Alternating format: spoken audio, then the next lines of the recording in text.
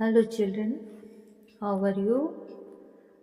Okay, today we are going to read chapter Bholi. Her name was Sulekha. उसका नाम सुलेखा था. एक भोली नाम की लड़की है, उसके बारे में एक कहानी हम पढ़ने जा रहे हैं. Okay. Her name was Sulekha. उसका नाम सुलेखा था. But since her childhood everyone had been calling her Bholi the सिंपलेटन. लेकिन उसको बचपन से लोग भोली कह के बुलाते थे. भोली मीन्स अनाड़ी. She was the fourth daughter of numberdar Ramlal. वो नंबरदार रामलाल की चौथी पुत्री थी. When she was 10 months old, जब वो 10 महीने की थी, she had fallen off the cot. जब वो 10 महीने की थी तो वो बिछावन से नीचे गिर गई थी. On her head, सर के बल, and perhaps it had damaged some part of her brain. और इसलिए उसके ब्रेन का कुछ पार्ट जो है वो डैमेज हो गया था. That was why she remained a backward child and came to be known as Bholi the simpleton. और इसीलिए शायद उसका जो दिमाग है वो पिछड़ा रह गया और वो अनाड़ी की तरह जानी जाने लगी. मतलब उसका माइंड डेवलप नहीं कर सका, है ना. वो 10 महीने की मात्र थी तो वो सर के बल गिर गई थी, तो उसके दिमाग का कोई पार्ट्स जो है वो डैमेज हो गया था और जिसकी वजह से वो उसका दिमाग विकसित नहीं हो सका और लोग उसे भोली कहने लगे. At birth the child was very fair and pretty. जन्म के समय जो बच्ची थी वो बहुत ही साफ कलर की और सुंदर थी. But when she was 2 years old she had an attack of small pox. लेकिन जब वो 2 वर्ष की थी तो उसको स्मॉल चिकन पॉक्स हुआ, चेचक, छोटी चेचक. Only the eyes were saved. सिर्फ आंख बच गया. But the entire body was permanently disfigured by deep black पोक marks.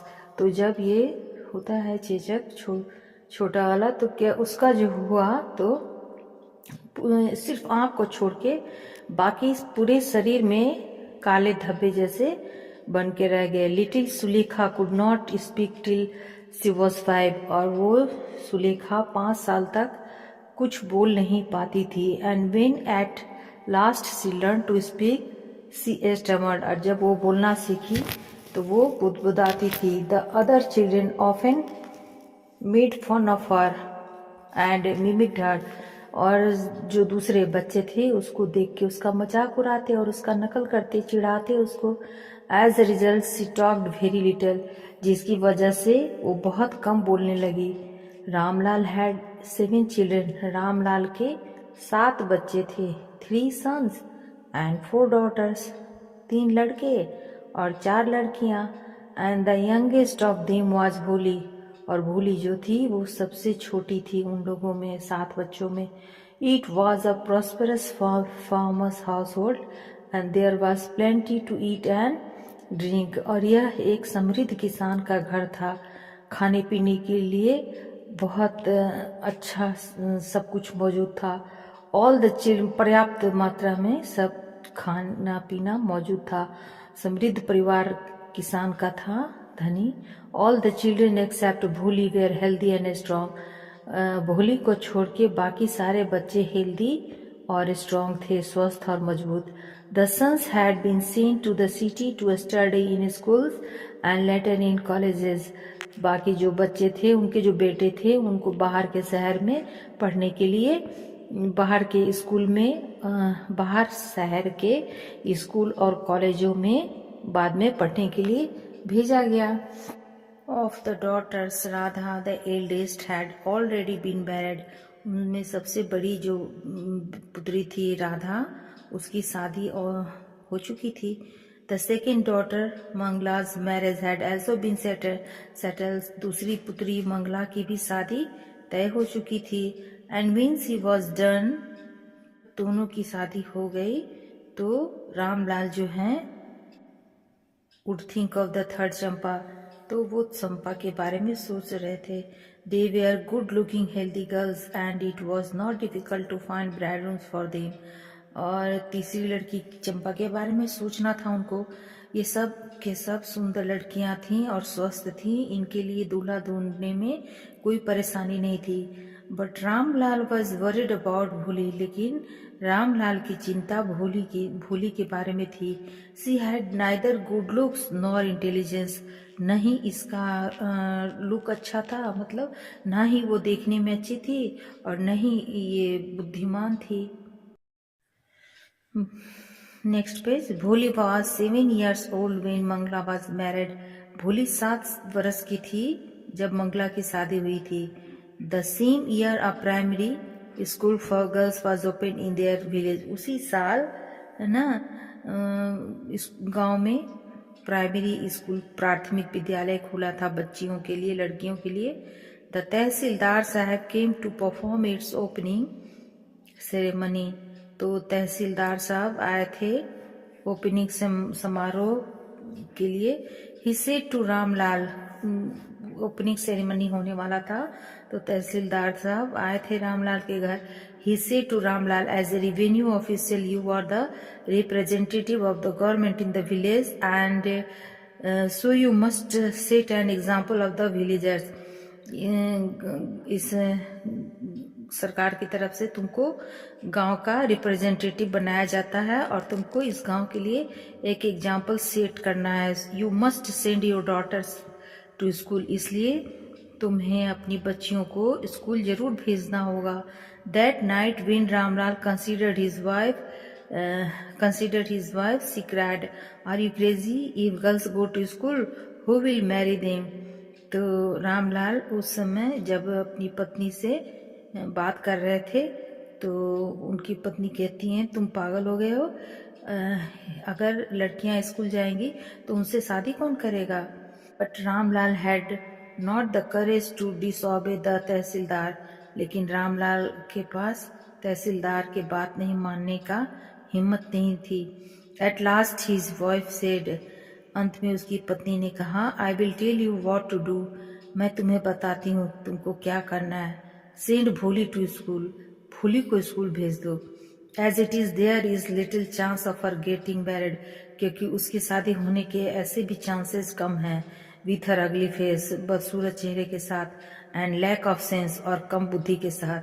Let the teachers at school worry about her, teachers को इसके लिए चिंतित होने दो.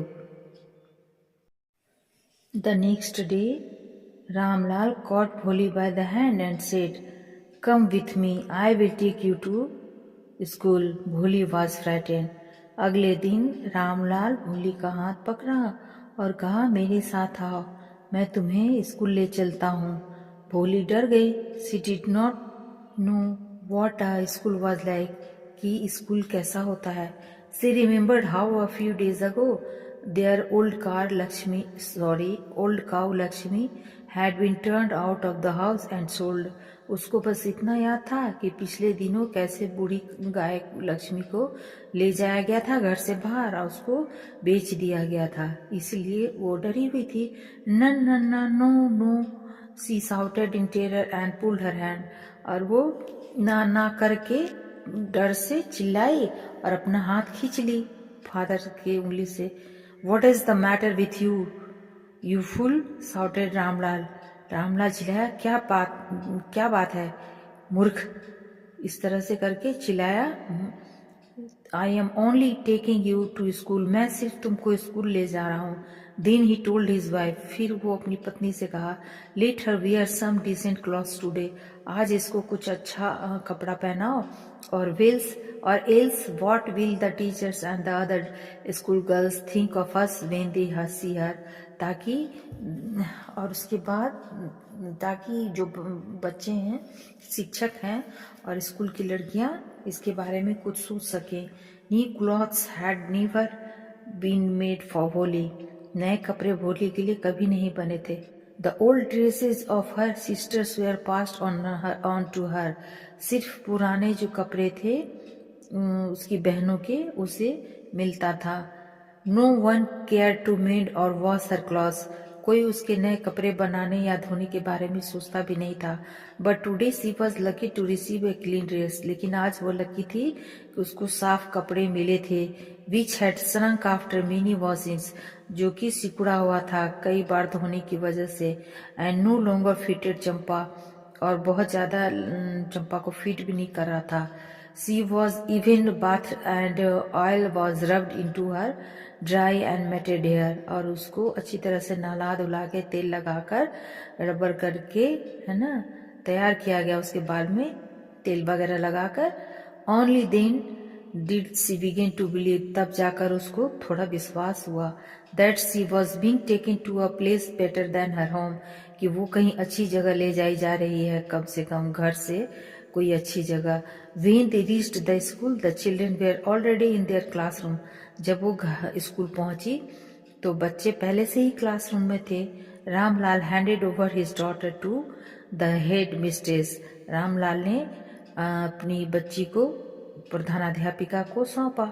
Left alone the poor girl looked about her with fear laden eyes, बेचारी अकेली लड़की गए वो डर से आंख झुकाए देख रही थी, खड़ी थी। There were several rooms and in each room girls like her squatted on mats, सब यहाँ पे बहुत सारे कमरे थे और सब कमरे में लड़कियां मैट पर बैठी हुई थी। रीडिंग फ्रॉम बुक्स और राइटिंग ऑन स्लेट्स, बुक में से पढ़ती थी और स्लेट पर लिखती थी।